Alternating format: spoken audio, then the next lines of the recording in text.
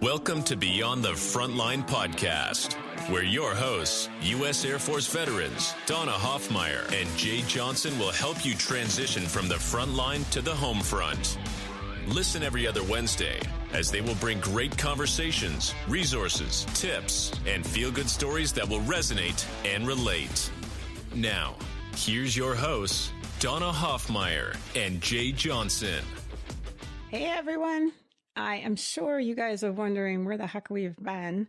We've been taking a little breather. It was a very busy summer, and it screamed right into a pretty busy fall. And so Jay and I have been in two different directions, and we finally have caught up with each other. And we finally found some time to sit together to talk for hopefully close to 30 or 45. 10 minutes. We're going to talk for 10 minutes. And since all our podcasts lately have been lots of interviews, talking with lots of people, meeting awesome people. It's been incredible. We need to do a little us talk and catch up, and we thought we'd catch up with you guys and see what was going on. So welcome back, Jay.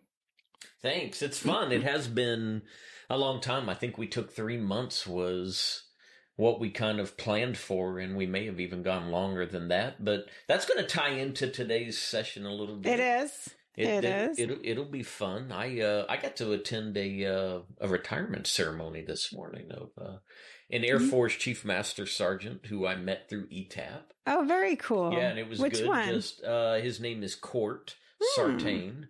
And happy retirement. Congratulations. Yeah, it was fun. His wife is still active duty. She's a medical first sergeant, actually, over at Lackland. Her name is Melissa. And so got to see the family, loved on, and watch him wrap up a 27-year career. And then tonight, of all things, Don, I've got an anniversary gathering of the first career field I served in. He's going to date himself. Yeah, I started off being a combat arms instructor. So this is, I think it's our 65th.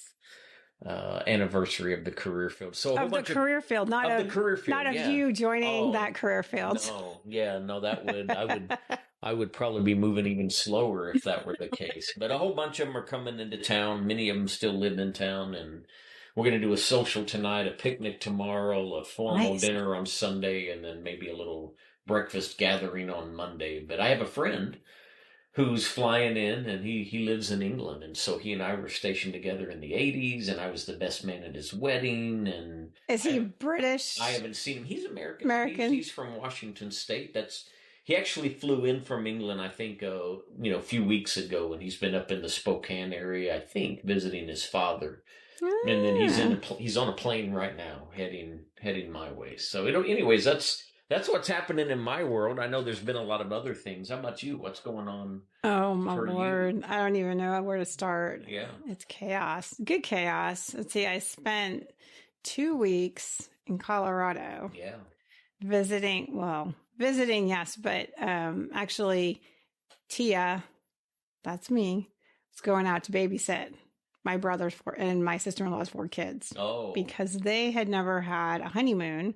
And now it's their 20-year wedding anniversary. And my sister-in-law was like, we're going. So they went to Hawaii for 8 days. And I took care of a 14-year-old, a 13-year-old, a 8-year-old, and a 5-year-old. So 3 boys, the oldest. And then number 4 is the girl, sassy as ever. They all say she takes after me. I was quite proud of that. You probably saw a little bit of yourself in her then. She actually looks like me, which I laugh at. But my son looks like my brother, so go figure there. That's but funny. We did that, and then and actually just to add to the spice of all that, her parents live here a little unexpectedly because they're from Peru, and when they came to visit, then the government started collapsing and all that craziness that's going on there. So they were like, you can't go back in this. So they have been here right now, hanging, and it was a blessing, because her dad ended up needing heart surgery, bypass. And so I also had 2 Spanish-speaking grandparents, and one of them 7 weeks post-op. Oh, my gosh. Surgery. Wow. So we're doing cardiac rehab. We're going to baseball games. Yeah. Yes. Crazy. It was fun. It was crazy. I spent the last week just paddling to catch up and visiting nieces, nephews, and you can't go wrong there. I mean, it was a blast, and they're hilarious. I mean, the oldest ones are like, let me go hole up in my room and play my video games. And then the two youngest are like, I want to help you. I want to help you. So we were cooking and that's fun. All kinds of stuff. Yeah, it was a good time. It was nice. Then I came back home and just caught up. We've got all this trying to launch businesses, and we'll talk about that in a little bit. And it never stops, Donna. It doesn't. Right? That's the thing. And that, again, will tie into what we're talking about. Yeah. A little bit today. It does. Yeah. So it's just kind of craziness, just crazy. And then the kids, of course, are full force in school. Brady's in football. Bianca will be starting basketball. We've got that going on. And my son's birthday is this month. And so, Brian's out of town, like going to a volleyball tournament. I mean, it is like endless. So I just told my son, I'm like, well, you're having a birthday the whole month. I'm like, you can have a little bit this month, this day. Every day. Oh, yeah. Yeah, a little bit this day. Well, he's turning 16. Yeah, that's what I thought. I mean, that's a big deal. Different for a young man, maybe, compared to a young lady, right? 16 in a young lady's life, I think, is always in our country culture had a little more significance. Oh, yeah. But 16 is big on a couple fronts, right? Working on getting his license. Oh, we're doing that. We're in driver's ed. I am proud to say now I can sit in the car with him without gripping the side rails and go, wait a minute, stop, slow down. Are you looking? Yeah. Yeah, it still scares me a little bit. My kiddo's driving, has been now for maybe a year when you count permit plus, right? Right. But I'm finally at that point where I can kind of do other things without pushing an imaginary brake on the floorboard. Yeah. Oh, see, you've come a long way. I still kind of process. I was like, God, I wish they would let us modify vehicles. So we had a brake. I agree. Because there is nothing right. Because I don't know how every other state is, but Texas is like, oh, you can teach your own kid. Yeah. Not unless you're giving me a break. Yeah. Hell no. We started in go-karts, and that didn't go very well, right? So I didn't know what we were going to get. Bumper cars, go-karts. I mean, anyway, it's all I drove four-wheelers. I mean, come on. Yeah. So we've got all that going on. And yeah, you can hear me keep breathing. I'm like, whew, take a breath. Yeah. I got book events coming up. I got one tomorrow. I got one I'm speaking at in a month. I've got... And I don't know. I just look at the calendar day and go, what do I got to do today? Which I guess this all rolls into what we were talking about, like that entrepreneurial life, right? Yeah. Like we work more. I definitely get paid less. That's a lot for sure. But in the onset, I think that's true, Donna. So, you and I've talked about that before, and probably we've even had a brief conversation in the past where I said entrepreneurs are the only ones who trade a 40 to 45 hour work week for a 60 to 80 hour work week. And less than half because the pay. Our brain never quits thinking about the business, and you're out there moving and grooving, cultivating relationships. So yeah, and it's that like the most recent thing that's getting started is January. I'm starting Veteran Breakfast, right? That's officially launching, right? Yeah, so good. A lot of it seems straightforward and. Seems straightforward, but there's a lot of logistics behind that. I have a meeting next week on that, and so it's all that like, got to meet with them, got to do this, got to think about that, got to, and you're right. If you're not meeting people, it's the key.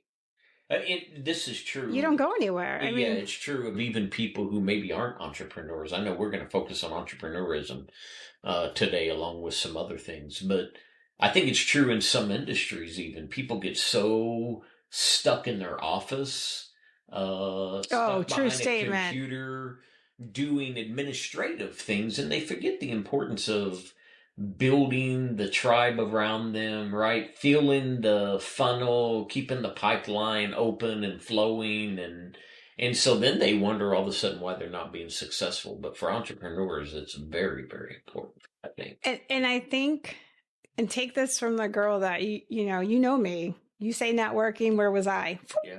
Back of the room. I had a really hard time with understanding, like, I'm going to go meet you so I can do business. Like, I'm trying to get something for you. And maybe because I'm more of an empathic nature, I feel like I just want to meet you. Yeah. And it was you that actually kind of reframed it and said, hey, you know what? You meet people first, you do business later if you choose, That's right? That's a whole big thing, right? I just actually went and spoke at a networking event. I got asked to speak at one. And I actually talked about 3 types of veterans. Yeah. And one of them was the veteran entrepreneur. So it was like the veteran consumer, and then the veteran employee, and the veteran entrepreneur, right?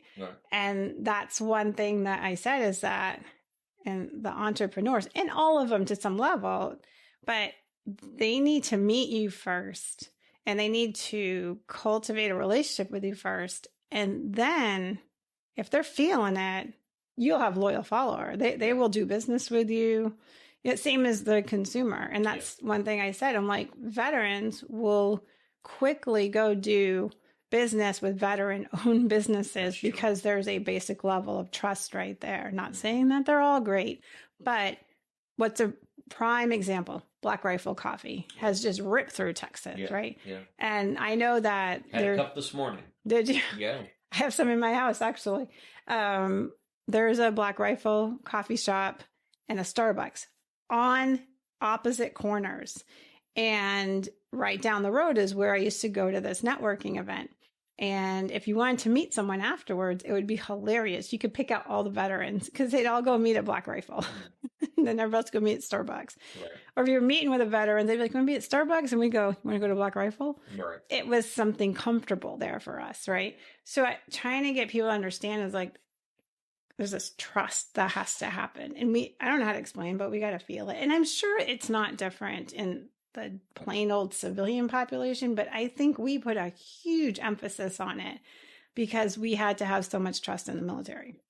Yeah, I agree with that. And I do think it's applicable in corporate America. Mm-hmm. It's just a much stronger degree of that for veterans. Yeah. I believe that. I feel like you and I talked about at some point last season, we said, look, if we were just casually walking down the street and chaos erupted, right? We'll call it the zombie apocalypse because I love to throw that out there for gee whiz. And you saw somebody in a uniform or in a shirt branded that they were a veteran from any of the services, we would be more likely to go align with them and know that we have someone that has some kind of skill set and is willing to put their back against ours and stand up for one another more so than we would a civilian. But I agree with you in this perspective. I think people do business with people they know, like, and trust. And so if you come across as only about you, I mean, you immediately meet somebody and they're just pushing a product.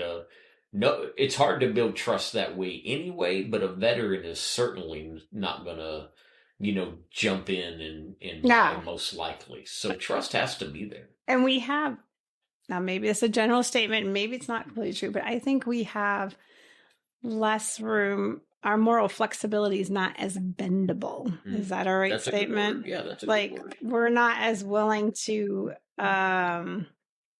what's the word I want to say? We're not as willing to, I don't know how to say it, excuse behaviors for gain. Yeah, right. We're not really willing to do that. And when you make the comment, I mean, it's a very common statement in the entrepreneurial world, know, like, and trust, right? I've heard it in numerous different scenarios, so except I hit one. I think I told you about this. I went to this network event that was just starting. And so somebody invited me to, I said, yeah, sure, I'll go. And one of the comments that was made, exactly that. Like, what do people say? They say, no, like, and trust. Well, I say that you don't need to like them. You just need to know them and trust them. It goes in my head. I'm like, but if I don't like them, then I probably won't trust them. Yeah. I mean, I understood kind of what he said, but I was like, nope. Well, you and I know somebody in common, right? And we're not going to disparage anybody by name or anything. But the guy comes across like a snake oil salesman, right? Or well, I don't want to denigrate even a profession. Anyways, he just doesn't come across as truly being interested in you for any other reason than to pad his wallet. Yeah. So that's a turnoff, and you and I have had that conversation. There is one other thing, though, that you just said, and so I just can't help myself. I feel like I need to bring it in. We do hear know, like, and trust all the time, but And so you had this person say to you, you don't have to like them. And you kind of had a visceral reaction to that. But when we're talking about personalities, and I spend a lot of time in that realm, when you're looking at people who are on the task-oriented side of the picture, they look across the wheel at people who are people-oriented. Right. And here's the way they view them. I have to trust you before I will like you. But the people-oriented individuals in that have to like you before they trust you. So you can't just easily say, "Oh, you don't have to like them." It depends, doesn't it? It depends on the way we receive information and process. And I know a guy, highly successful CEO of a really big company, who shared with me a story of going to a restaurant because somebody said, "I've got this really great opportunity, and I think you're going to want to be a part of it."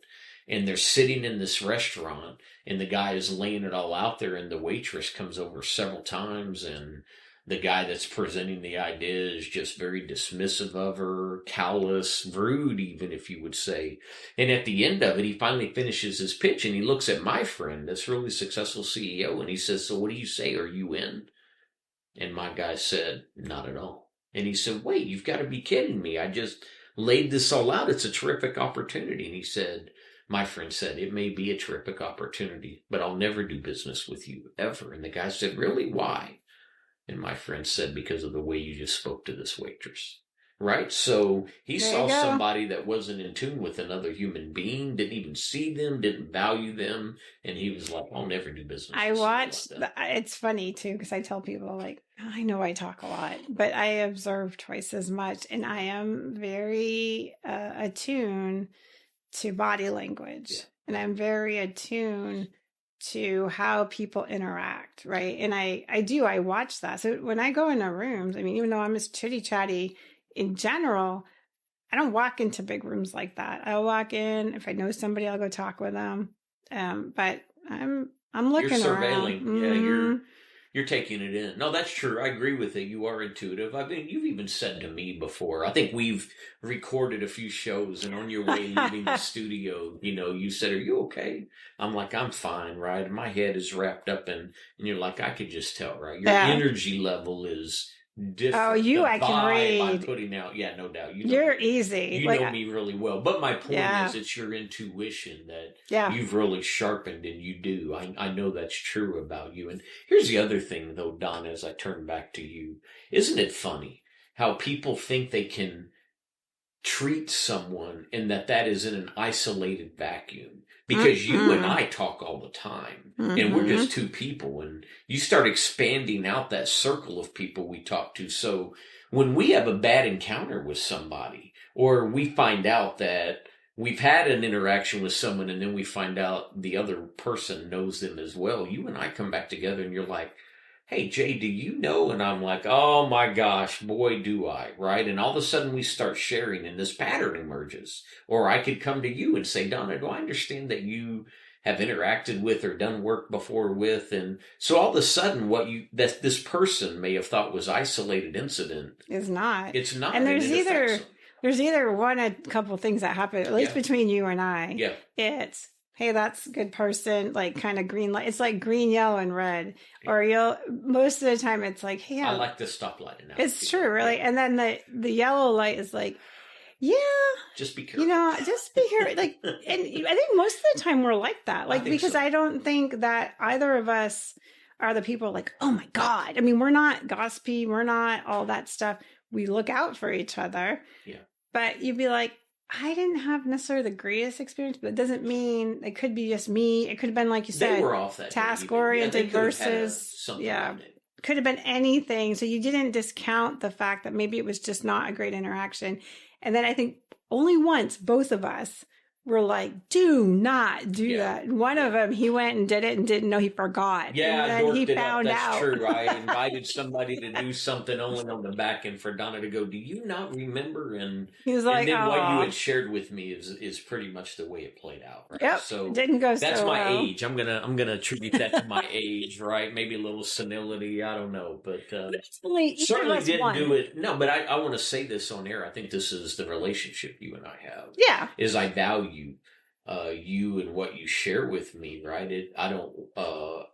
ever take lightly when you're sharing information, as I would hope when I'm sharing with you, you don't take lightly. So I would have never done that had my brain recalled you saying, hey, be careful. Ironically, it was an event that I typically will help him with. That's true. And this one time, it was just a scenario where I felt so bad, but I was like, hey, I cannot do it. And he's like, yeah, no problem. And then I found out later, and I was like, oh, see, universe, God, looking out. Yeah, I would have had a heart attack there. Yeah, I would have had to have separated you two at the back of the room. Nah, so. I just would have been like, I got to go to lunch or something. Yeah, nope. That was just one of those people that it's like, warning, Will Roger. Yeah, so. Yeah, but this is important, and I think this ties back to kind of the greater message you kind of pulled into this piece is we veterans watch out for one another. Veterans will always have this connection together with each other, right? And we're not going to intentionally let a fellow veteran put themselves in harm's way without at least trying to make them aware. We'll give them tough love when they need it. Tough love, 100%. People may not think that's that the other it part. looks like that we're caring, but believe it or not, a butt chewing is also caring sometimes. Yeah, no, that's 100% true. That's we all really not that I haven't had my own. I've had friends going, yeah, that's stupid. I'll be like, oh yeah, sorry.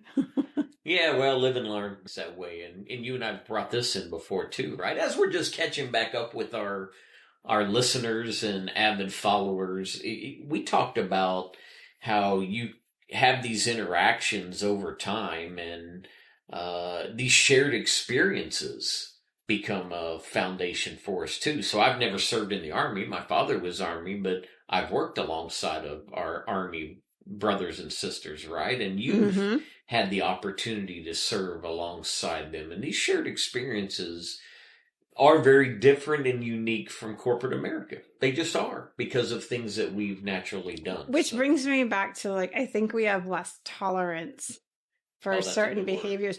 Now, I'm going to caveat.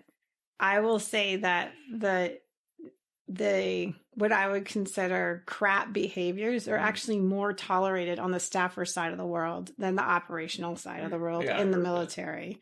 Because I struggled when I went from operational to staff weenie. And when I was working in office, that was harder than me out flying, getting locked on by AAA or whatever the hell was going on, planes breaking, people coding. Yeah.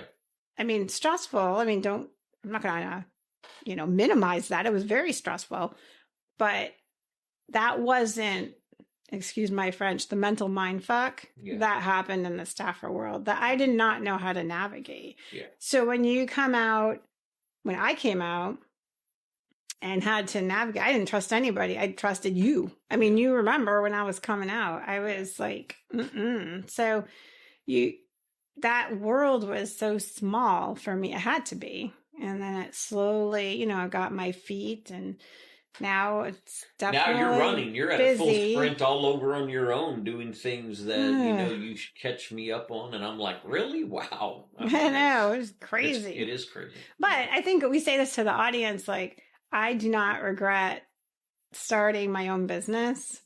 I've said 1,000 times, I don't ever want another boss. Yeah. The staffer world cured me of that. I don't ever want another boss. I want to be able to creatively think. And, this morning, I was actually talking with Cindy, our executive director, and we were talking, we have a radio stream coming up, right? So starting in next year, I don't know exact time frame, but the beginning of next year, all these podcasts that you guys listen to through Coming Home Well and Whole Care Network is another whole network that we collaborate with. We're actually going to start streaming these podcasts and lots of other stuff, military moments, meditation, anything that would help the veterans. And so this morning, we were discussing something and the comment was I said, hey, wouldn't it be cool if we could do a podcast or something with the military kids? And boom, that sparked a whole bunch of ideas that we're now working on, And so I love that part of entrepreneurial life. Like I can go, hey, let's explore that. Yeah, change directions really easy. Yeah, very easy. I mean, you made a comment a minute ago. You said I'd never want another boss, or I mean, that's the way I feel, right? Oof. I think I'm coming up on my 10-year. Next year will be 9 years right now. Next year will be my 10-year anniversary of being in business for myself. And let's go have a drink. Oh, we'll do that regardless of the anniversary.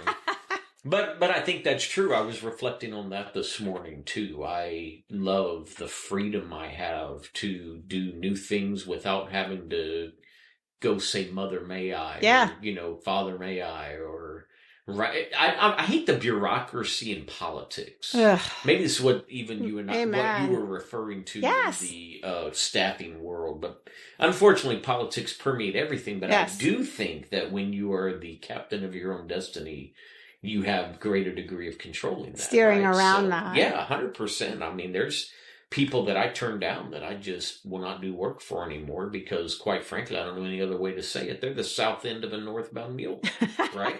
And I don't have to associate with people like that if I don't want to. Now, I may walk into one and not see it until it emerges, and then I'll make a decision at that point. But I love the freedom to be able to choose who I work with, when I work even, Donna. When. Right. Yeah. Well, and it's the good and the bad. So you get the freedom, the flexibility. Like I was gone for 2 weeks while I was working out there. I was actually doing some podcast recordings out there.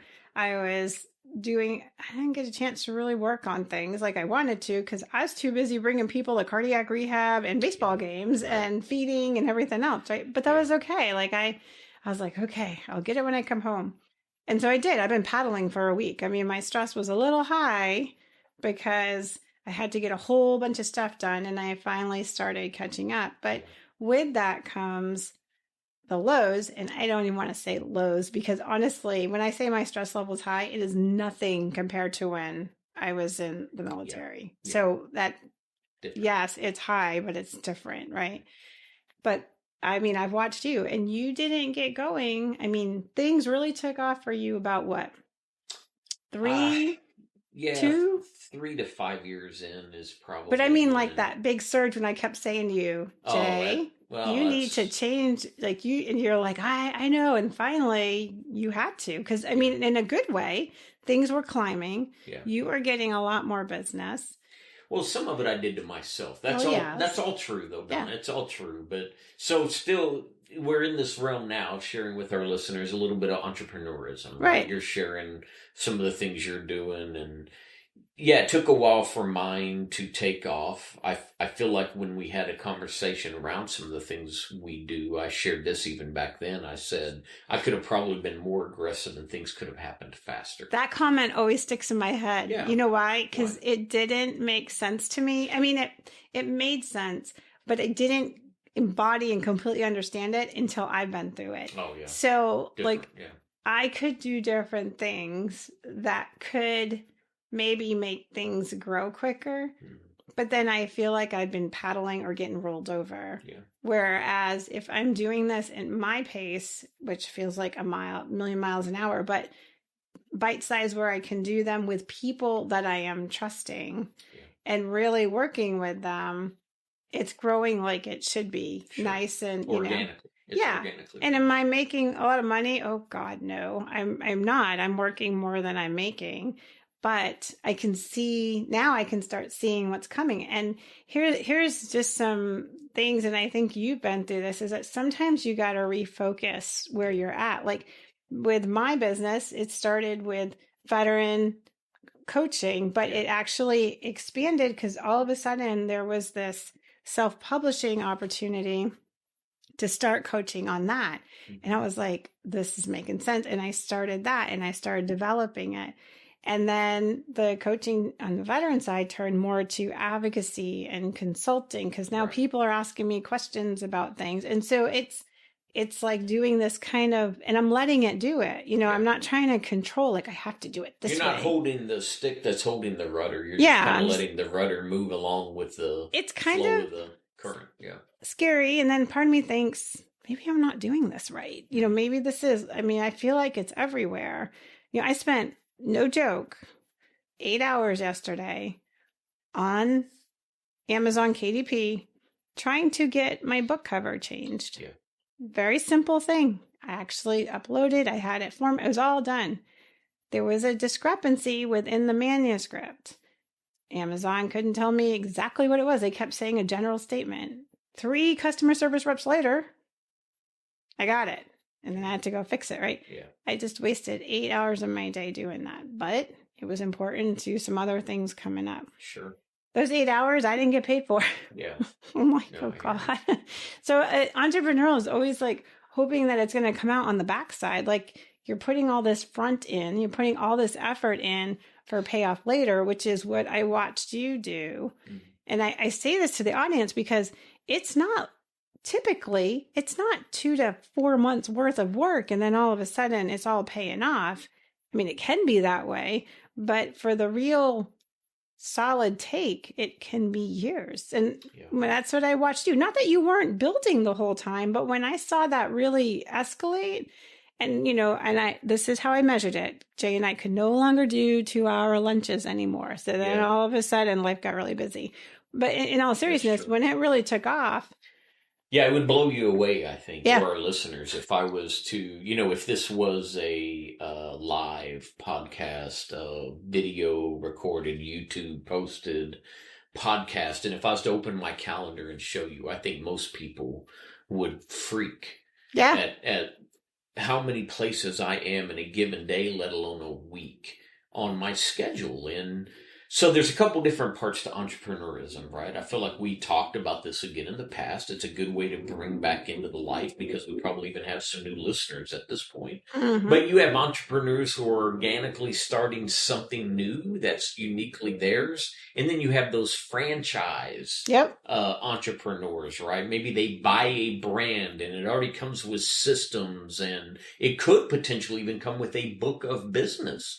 People who have already been loyal to that location. But that's not what you and I are doing. It's not what I've done. So I went and got a coaching certificate. Inside of that, I started leveraging years of being a platform instructor, meaning getting out and doing training, right? And somewhere inside of that really developed this love and passion for motivational speaking. Yeah. But everything I have had to do has been by me building the relationships. You shared earlier, you didn't say it, but I think the listeners could have felt it, and it's what I know about you. There's this negative connotation that a lot of people have. This, again, I said visceral earlier, this visceral reaction to the term networking. Yeah. So maybe we don't call it that. Maybe it's community. Maybe it's building community, your tribe, building, relationship building. That's exactly right. Finding your tribe.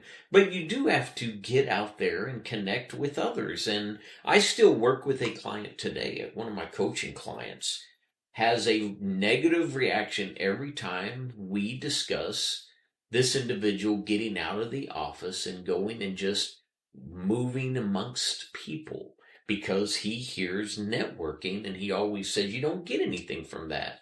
And I 100% know it's not true. But if you're only going out to do it to get business, then you're not going to. That's the first thing that's wrong. So you said that already. So 2 things. 1, you can overdo it. And 2, you don't necessarily have to do it all the time. Like, for example, I stopped my weekly networking because it was right in the middle of the week. It was tough. Yeah. And then all of a sudden things kept landing on Wednesdays. And so I said, well, that's my sign. I got to go. And I was not even there an entire year. And I was very graceful. And I said, hey, and they are still like, we went to an event and some of them were there and they're like, hey, let's get a picture of the network. And I'm like, okay. Now I went to go take pictures, like, come here. And I'm like, I'm not in it. They're like, come along. And they send me emails, right? I work with one of them, collaborate. We're doing a big event. We just had that baseball game, right? Yeah, I got. And then this coming, we're recording, but it would be this coming weekend. We have a soccer event. The corner. Yeah, you got that we're bringing veterans and very specific because of that right there. I didn't like the term, and I still don't care for the term networking. Yeah. But I say, look, let's just bring community together. And our setup, 2 suites. One of the suites is sponsors and their business owners, and the other suite are veterans. Yeah. And what we're doing is not, oh, look at us, we got you a suite. Yeah. It is, the business owners and the veterans getting to come together to meet as people. And I can tell you right now, the business owners do not get a list of all the people that were there. And they are not allowed to solicit. You were at the last one. You allowed me to attend the baseball game as one of the veterans. No one sold me. No one tried to upsell me. No one tried to push a product on me. No. I had a great opportunity just to get around and learn about them. I asked a lot of questions. Oh, how long have you been doing that? What do you love about what you do? Right? So, but not one of them ever said, Jay, I'd love to earn your business. Not one time. And so, look, I think those are more what I experience when I go out operating in these circles. Again, whether we call it relation building, tribe building, whatever. Yeah.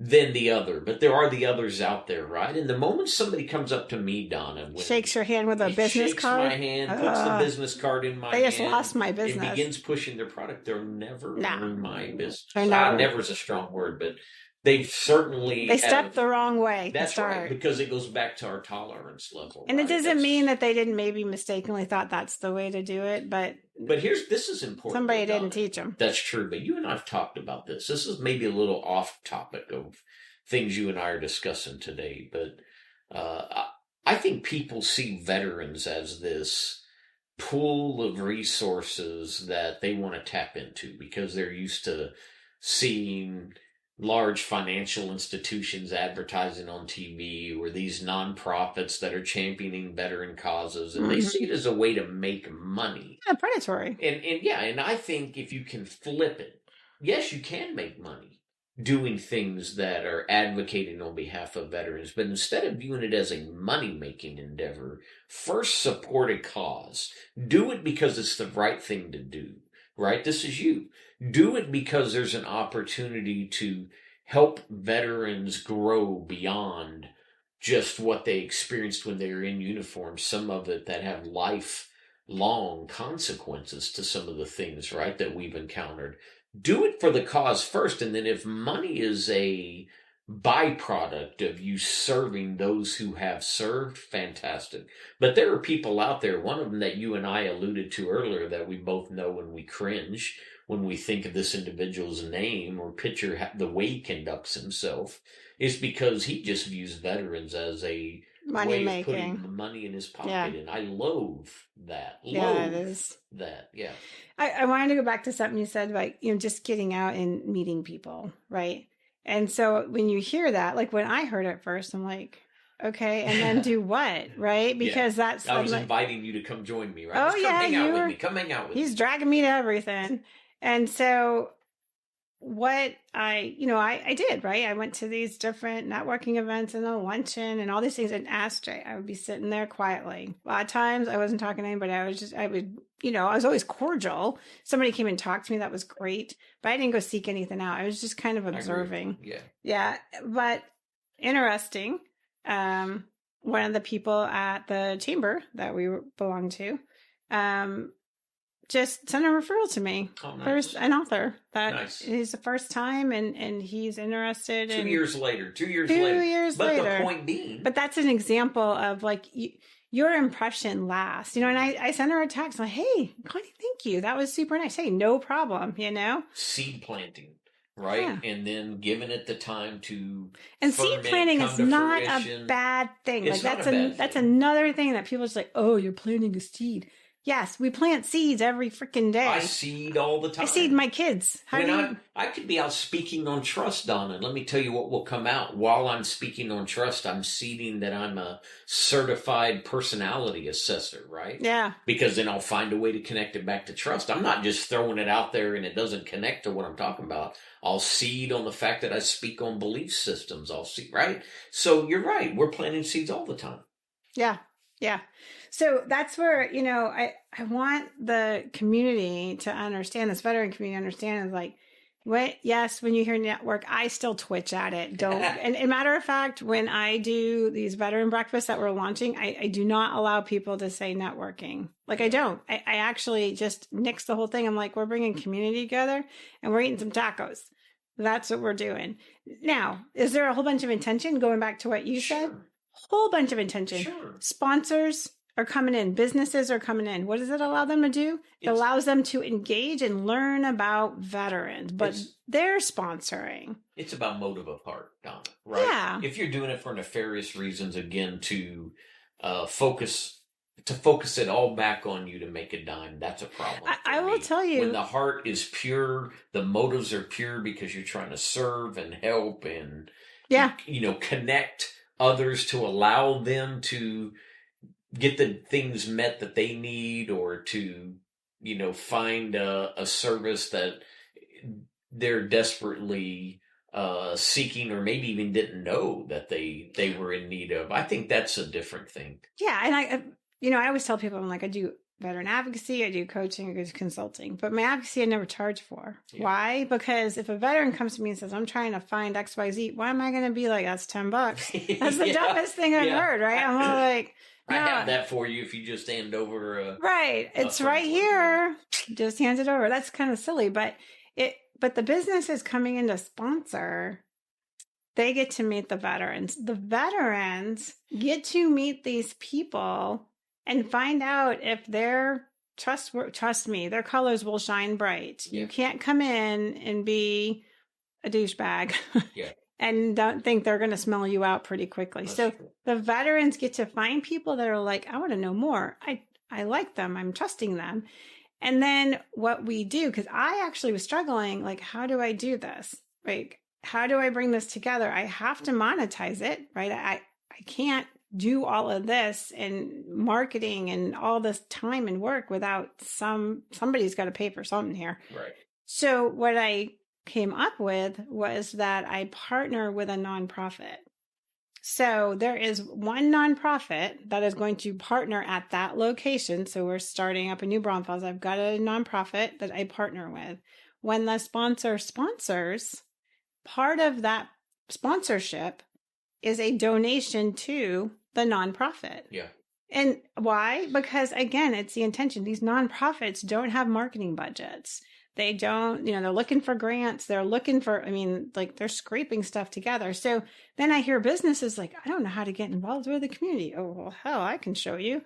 Yeah. So I'm bringing that all together and it works, right? It works. I actually have, believe it or not, the Chamber New Braunfels that I'm meeting with. Oh, good. They want to do the first one. Yeah. They want to sponsor. I think that's fantastic. Yeah. Look, I've done a leadership event every year for the last 9 years. This is the first year I'm not doing it because I'm going through a rebrand, if you will. Rebirth. Yeah, going to roll something new out in the spring. I agree. But it's time. But from the very beginning, though, of holding those leadership conferences, I've always selected a couple nonprofits, and part of the proceeds of all ticket sales went to those nonprofits. So people that you've met, I think through me, but certainly you have a relationship with them on your own as well.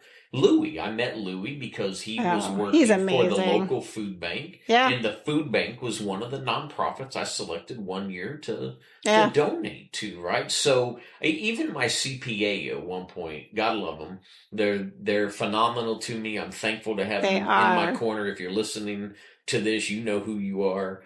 But look, one time he said to me, Jay, you give a lot away. You might want to dial that back a little bit. Spoke as a financial advisor. Yeah, as they're there to advise us. But at the end of the day, Donna, to your point, what you're making, I'm always going to do that because I want to invest back in the community that I live and operate in. It has to feel right. It does. I'm the first one to admit that I struggle with the money part. Sure. Because I'm all like, well, I can just show you. I can just do this. I can just do that. But at the same time, I gotta put food on the table too. Yeah. And I need to figure that out for the better. Well, and we've talked about this, and I'm not talking about you specifically now when I say this, but I get this a lot as a coach who's in the business world. Yeah. Right? There are some people that just have an aversion to money, to putting a value on themselves. And here's where I think it's okay. I love the way you said it earlier when somebody's looking for advocacy and you're not going to hold your hand out and make them pay for you connecting them to a resource. I agree with that.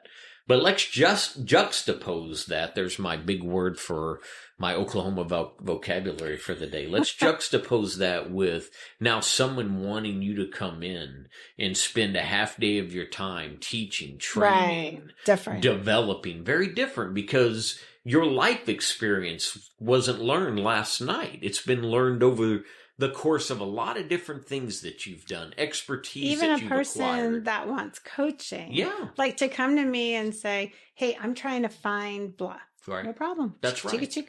But if you say, hey, I want to level up. I want to refocus. I'm not sure what I want to be when I grow up. I'm not even sure where I'm at this point. Yeah. Well, I will tell you, in my mind, and I'll tell you there's a story that I can relate to this, but in my mind, put your money where your mouth is. Yeah. And I'll go back when I was in the military. I was also, my side stuff that I did as a personal trainer. I loved working out, my master's in kines. This is before my master's. But anyway, I was a trainer. And so I worked with the doctor in our squadron, and I offered people personal training for free, including lab values, all that stuff. How many people do you think I got? Oh, okay. I got about like 3. How many people stuck with it? About that 0. And I was like, this is like hundreds, if not thousands of dollars of free. And somebody told me, they're like, Donna, people don't have any value for free. You have to make it valuable. Mm-hmm. And that always stuck with me. And I'm like, that's true. Yeah, people don't. True. If somebody just gives you something, you don't treat it in the same regard as something that you're spending your money on, that you worked very hard to acquire. Yeah, so when my kids want big ticket items, when my son wanted skin in the game. Oh Lord, he wanted a Switch years ago, and I was like, no. And then I was like, wait a minute. I said, let me tell you, if you want that so bad, you earn it. A year, that kid scraped together what he needed. And he did it. Now we put rules on it and all that stuff. But let me tell you, he valued that. He didn't even want sister to touch it. Oh, that's different for sure. Yeah. I'll go back to this point, though, where we were talking about an aversion for putting a value on our time, our experience, our wisdom, our expertise. If we've gone out there and acquired certificates, right? If we've paid money and we've become, for lack of a better term, a subject matter expert in a domain.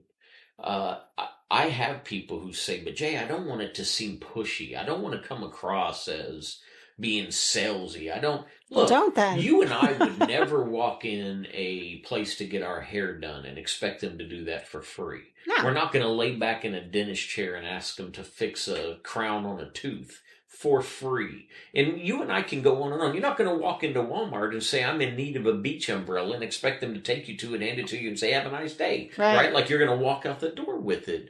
So clients that I've coached, I will tell you that shows up a lot. When they're brand new, starting out, they don't know what to price themselves out.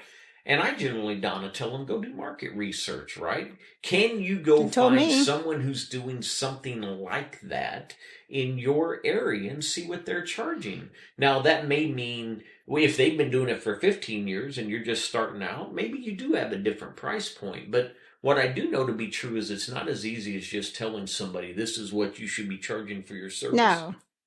Because the cost of goods and services, let's be honest, in California may look very different than the cost of goods and services in Kansas. Maybe. Right? So we have to kind of find that for ourselves. But value time. When I was trying to price myself, I did. We talked about it. I was struggling with it. And your advice was like, do not sell yourself short. True. Because you did it to yourself. And you said, I started low and then I moved myself up. And let me tell you, and you're making a cringy face just as I said it. Because you're like, it was not the right idea. So he said, what you said, start at that market price. What's the big deal if you choose to give a discount? Yeah. That's your prerogative. I still do that on occasion, Donna. Offer a professional discount is what I call it. I've done it like, hey, I am new in this. This is my running rate. This is going to be my base rate. I tell them straight up, but you're one of my first customers. Yeah. I'm giving it to you at this rate. And I'm straight up with them. One caveat, and I believe you and I talked about this before as well, and this just came into fruition for me. On an invoice for a local chamber of commerce, I said, here's my normal fee. It's listed on there. I showed what the price of my time was going to look like based on what they told me they want. And then down below, I offered a professional discount. Yeah. Well, guess what? For the first time in 3-4 years, they just had me back to do something. I removed the professional discount. They got the full brunt, if you will, or they bore the full responsibility of my fee. And they didn't even question it. You know why? Because they've had to, right? You've already done it. They know what they're getting, and they're probably still getting me even then below what I'm truly worth. But the other thing, Don, is I sometimes call it tithing. Now, you know I'm a guy of faith, and I am in a church, and tithing in regards to the book that governs my faith looks different than what I'm going to say. But sometimes I'll do work for someone, and I'll call it tithing, and I don't mean in the faith-based sense of tithing. I do it meaning I get a sense that maybe they're struggling, maybe they're in a down place. I just want to give them of my time. I truly just want to help another human being out. And I'll call that tithing. Yeah. Right? But it's not the tithing that I believe I'm responsible for in the tax deduction. Yeah, in my faith-based community. But I do. I think it's important to value one's time. It is. I think that's right. Actually, I had somebody call me and asked me about coaching. And then they said something like, oh, they didn't ask about coaching. They just said, I want to work with you. I like how you do things and I want to learn more. Yeah. And I'm like, okay. And then before I could have another thought, the comment was, but I know that's your time and I'm willing to pay for this. That's right. Which is just coaching, And I said, okay. And I haven't set it up yet because it's 900 miles an hour right now. But I mean, it made me feel better that somebody would think that way. You know what popped in my head? Tangible and intangible. So hairdresser, nurse, doctor, police officer, whatever. It's tangible stuff, right? They're cutting hair. They're drilling a tooth. They're doing a medical appointment. They're sticking an IV. There's things that you can put your hands on. What we deal in is knowledge capital, right? And we deal with our experiences and knowledge and we're imparting our wisdom. And I will be honest, that's where I was struggling for a long time to say, well, what am I really offering? Like, what am I offering? You're like, that's just the stuff I know, but it's more than that, right? It's not just the stuff I know. I can talk to somebody and I can break down their thoughts. Actually, you and I have a mutual person that's wanting to write a book, right? And I've worked with him a couple times. And honestly, just I said, you're not ready to hire me yet. You need to talk through this stuff. And it was very funny. The very first meeting we had, he talks and talks and talks and talks. And I'm just listening and I'm taking some notes. And I'm like, okay, this is what I hear. And I took it all. I broke it down. And I watched him. He was like in his office and he was getting all excited. He was standing up and he's just like, yes, that's right. And I said, okay, well, let's find a starting point. And then we found a starting point for him. And so he was off and I said, you need to just write. And now this is what you need to think of as you're writing. And so I think we've met one other time just to see where he's at. I just emailed him recently and said, hey, just checking in on you just to see where he's at. That's one of the things that I provide is like, I can hear, I have a lot of knowledge in the writing world. I can help you break that down. I can get you a starting point. I can do that in the veteran world. I can do that helping you find a starting point, challenge your thoughts, think outside the box. That's the stuff that we provide, right? Yeah. I've watched you a bazillion times and, and I tease Jay about this and he knows, but Jay has his motivational character. I don't know what the right word is, but you turn it on. I mean, it is all Jay. Can we call it an aura? It's not inauthentic. It's all authentic. But I giggle sometimes because when him and I work together, we have a different relationship than me just being an audience member. So when he turns it on, I'm like, here he goes. Yeah. Look, this just happened yesterday. I don't mean to step on you, Donna. So we're talking about the term networking earlier. So I belonged to an organization for 7 years called BNI. Yep. Business Network. Covered for you many times. Business Network International. Yep. So last night, they invited me to a little celebration party, if you will, because every year, every 12-month cycle, their leadership turns over. Oh, yeah. And the term that just ended were the people that replaced me when I was the chapter president. Yeah, so, I know all of them. So, yep, you do. So they invited me out, and we're at that thing. Well, there's a lot of new people that have come in after I've left. Right? Yeah. I've been gone now a little over a year. So I don't know any of them. But last night, I bet I know more than you. With me, probably. That's probably true. I cover for them all the time. Last night, Sherry's with me, and I probably had 2 or 3 people that are new to the chapter come up and say, "You're Jay. I've heard so much about you." Ooh, your legacy now. And I don't mean it to the audience listeners, and I'm not saying it to impress. I'm trying to say to impress upon you. Yeah. Right? That if you want to put it in the mindset of networking, it might feel sleazy to you. But if you do it from a place of having a genuine interest in other human beings and just hearing the kinds of things they're doing, where they've been, where they're going, it connects with people. And I've said to you, Donna, I want every single human being that ever crosses paths with me to walk away feeling like this. There's just something different about Jay. For the first time in my life, I felt seen, heard, valued, loved, right? That's what I want. And so if that's the energy you put out, too. If those people came up to me last night, because that's the impression that I left upon the other colleagues that I was in the chapter with, then fantastic, right? So quit viewing it as networking and just go out and love people. That's what I giggle, actually. Naturally curious. One of the guys, I think Mike just called me to ask me to cover, and I'm going to be out of town, but I've covered up there many times. And I giggle because I walk in and they're just like, "Hey, Donna," like I'm like floor furniture. Like, there she is, it's Donna. Like, and nobody. A professional sub. I'm the professional sub. Yeah, and I actually start charging for that. I know, really. I'd be like, "Come on." Happy to sub for you, $25. Right, but they're hilarious. I mean, like I mean, Eric's our marketer. We have the same marketer now because of that. Him and I have, he just did some work for me recently. He's and a good guy. But again, I trusted him because I trusted you. Sure. And that's what I want to impress upon people is when you are meeting other people, you're going to find people that you trust. Now, am I going to tell you it's going to be a whole room full? Nope. I can go in there and I can maybe pick out the 2 or 3 that I really connect with. And then they're going to have people that they really connect with. And then I'm like, all right, if you trust them, then I'm going to trust them, you know, and that's kind of how we are in the military anyway. It's true. So, I don't know how long we've been going here. Well, I'm looking. We're creeping an hour. I do want to maybe segue us one other place. We didn't really have a firm, hard set, fast topic that we were just going to grab a hold of and peel back all the layers of it today. But we talked about entrepreneurism, and then we talked about maybe a little bit of restoration. Well, right? That actually was where I was going next. Okay. Was we get slamming, right? Yeah. I mean, we slam, and you and I are the same. We don't really have great off buttons. I think mine broke somewhere.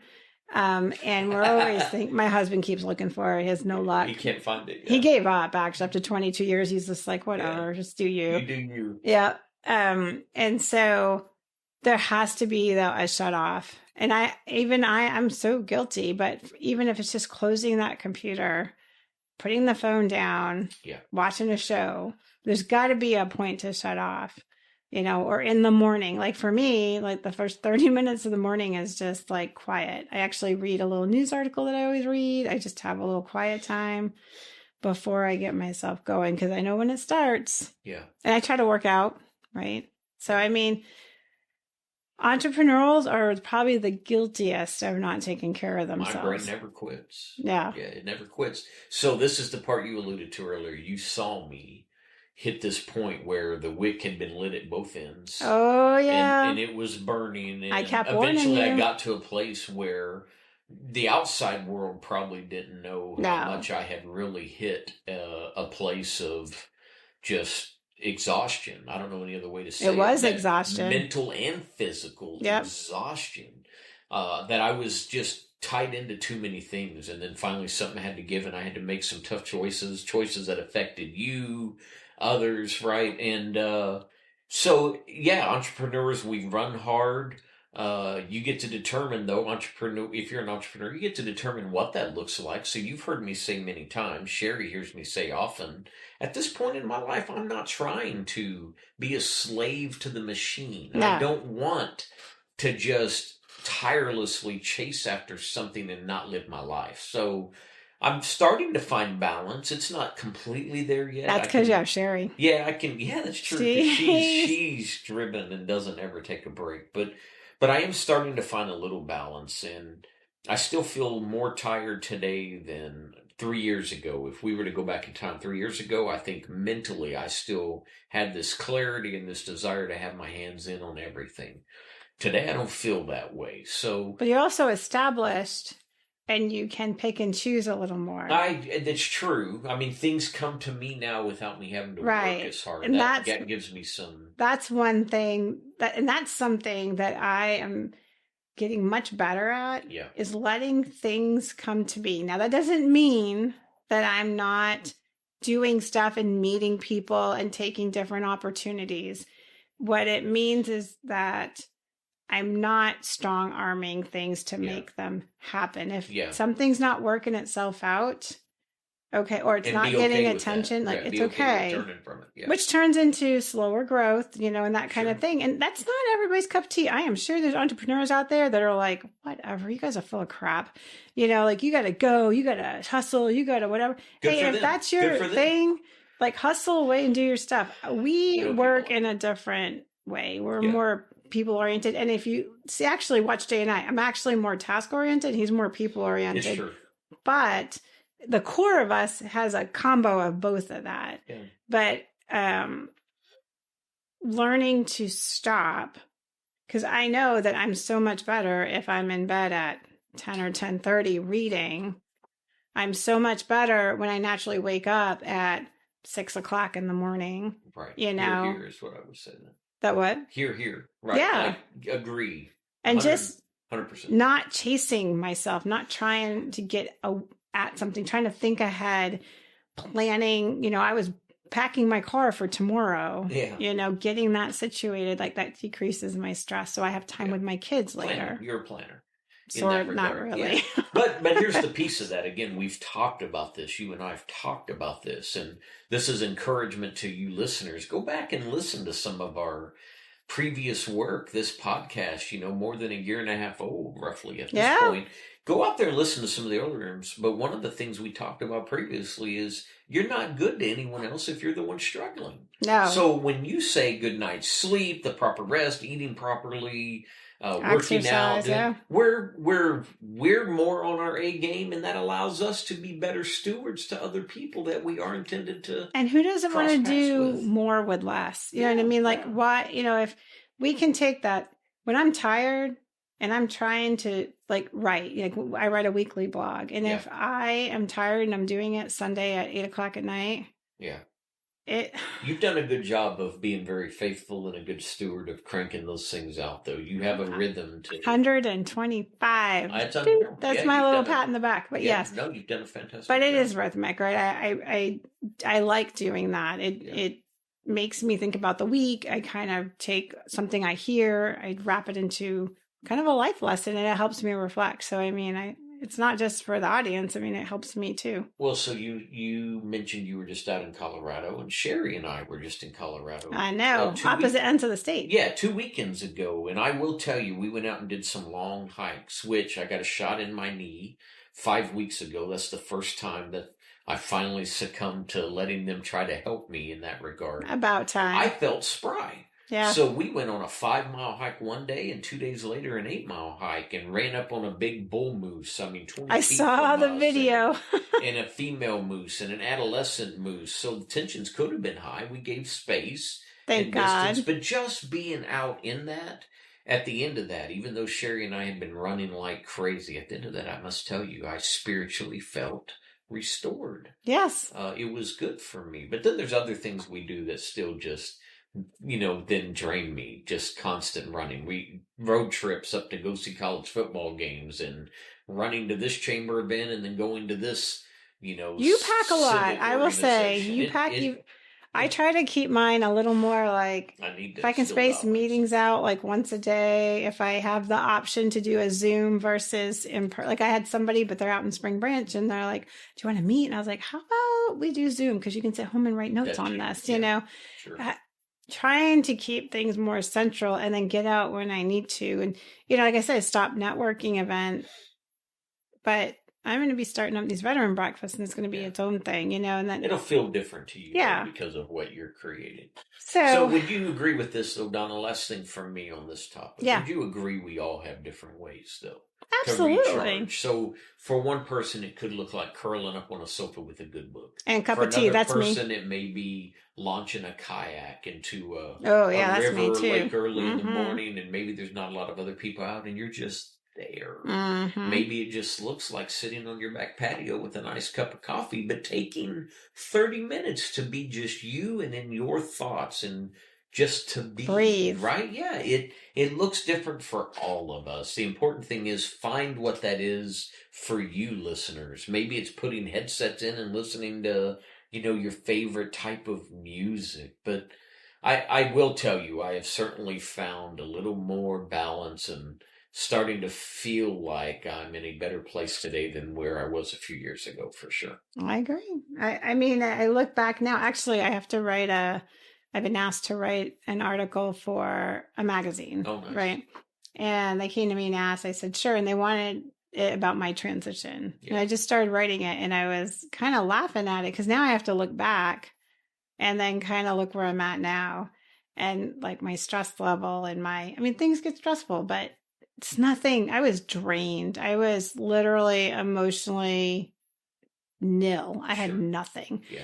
And so trying to recharge myself, like I do acupuncture, and my acupuncturist said to me, we have to bring your energy up in order to heal you. That was kind of profound to me. I was like, I don't even have enough energy to heal myself. She's like, nope. I was so depleted in myself that I couldn't even get better. And it sounds, you know, I'm sure people are like, oh, that's a lot of hooey and, you know, witchcraft, whatever you want to call it. But I will tell you that I am a believer. And that's we could bring her on, do a whole thing about acupuncture. But I've done it. Yeah. I've been doing it for 8-9 months. I swear by it. And I'll tell you, I can tell the difference now that I look back and I'm like, oh my God, I really was pretty bad. Mm-hmm. So, all right, I'm going to change gears because we're going to wrap up, but I want to tell the audience kind of what's coming a little bit, because we have like a whole lineup, because I actually got proactive and got a lot of things organized, but we have a VSO coming in to talk about veteran benefits, PACT Act stuff, because PACT Act's a hot thing that's coming up. We have a bunch of veteran-run nonprofits we're going to talk to, Veteran Spouses Network. That's a really cool one because they are actually going to become a podcast under Coming Home Well. Very cool. Patriot Art Foundation, Heroes Outreach. We have a lot coming up. And then we're going to get into things like pets, you know, like the service dogs, all the different levels of service dogs. If we're lucky, maybe we'll talk to some of the bigger nonprofits and get some of them in there, you know. I like it. Yeah. But a lot of this year is going to be geared towards, or this season, because we'll be going into next year, is going to be geared towards a balance between us kind of talking about things and what's going on and talking to people and see what's going on with them and trying to connect. I mean, I think that's just where my mind goes all the time, is that we need to keep connecting. Yeah. I advised a nonprofit one day. They were honestly trying to figure out what their mission was going to be. And it was a veteran nonprofit. And I said, your mission to me needs to be to not have a mission. And they were like, what? And I said, there are plenty of veteran nonprofits. There's probably over 45,000 nationwide veteran nonprofits. Yeah. They're everywhere. I said, but you can't see them because they don't have any marketing material. Right. Remember when we interviewed Operation Comfort? Yeah. They're in our backyard. I swear to God, I can be there in 10 minutes. Didn't know they existed. I've lived here for 10 years, or at the time, 12 years, whatever. So I said, why don't you be a conduit? And why don't you connect businesses, veterans, and nonprofits? And they were like, that's a great idea. And every time he pitches this to different people, I'll hear the exact same comment. Oh, thank God. Yeah. Matter of fact, the director of the McKenna Museum up in New Braunfels said that same statement. She goes, it's funny. A lot of times we advise not to start the nonprofit. Go look at what's already there. Yeah. And they're like, this is the right way to go. That's what Louis says too, right? Like, you don't become a part of one that already exists. Yeah. Rather than strengthen them. Yeah. There's so many. So for the audience, if you're thinking about starting a nonprofit, go do some research first, and find out what's going on in your community. And if it doesn't exist, go look at the national level. And the reason why I say that is because a lot of the national levels have different groups in different states. So maybe you can start a chapter of a bigger nonprofit, which just brings, if it's your mission. I just connected two nonprofits today. They both deal with MSTs, and advocating for veterans that have had military sexual traumas. And they're both very vocal. I'm like, y'all got to talk. I look, they don't follow each other. I'm like, you guys got to talk. Yeah. You know what? Work smarter, not harder. There's enough of us. And if all our hands are jumping in, what's the saying? Yeah. Many hands make light work. That's right. So that's kind of where I'm going. That's what the season looks like. And I think we had one more thing we're going to talk about. I think it's good. I think for this one, we're just kind of reconnecting with you all, the listeners. Yeah. And it's good just to get back in the space, Donna. I think we can, anything else that we had on the schedule, we can. But we do need to give a shout out because it's October. Yeah. And October is the Navy's birthday. So shout out. True. 13 October, what's the year? 1775, I believe it is. That's what you said. Let's go ahead and do it the other way then too, just because we're in this space. We weren't in session last month in our service, the Air Force. That's right. September 18th celebrated their 76th. 76, that's right. So, I know galas and things just happened over the last several weeks. That's right. So, shout out. Really good shout out to both. That's right. Service birthdays. That's good, huh? So, there we go. So, I like it. All right. I got nothing else. It's good. Look, everybody, we are excited, geared up, ready. Donna shared some of the ideas that we were able to port down on paper that we're going to bring you. Lots of good stuff lined up. We want to continue to interact with you. So we always ask that you give us a like, a follow, a share, drop a comment, reach out to Donna or me and shoot us a note. Tell us something that resonated with you. Drop something that you're interested in hearing about, and we'll love to give you a shout out on a future podcast. Say, hey, we heard from, and this is something they want us to do, and we're working on that, right? But look, we're very appreciative of you. We're appreciative of I like to call them our parent podcast company, Coming Home Well. Yep. But Donna, it's always fun. Good to be back with you. And so on behalf of Donna Hoffmeyer, the queen of this podcast. Oh, it's back. And it's back. And myself, Jay Johnson. Thanks for listening to Beyond the Front Line, and we'll talk to you soon. Bye for now. Thanks for listening to Beyond the Front Line, a podcast of Coming Home Well. Join us every other Wednesday. And if you enjoyed this episode, please share it with others, post about it on social media, or leave a rating and review. Thanks again. And until all are home and all are well.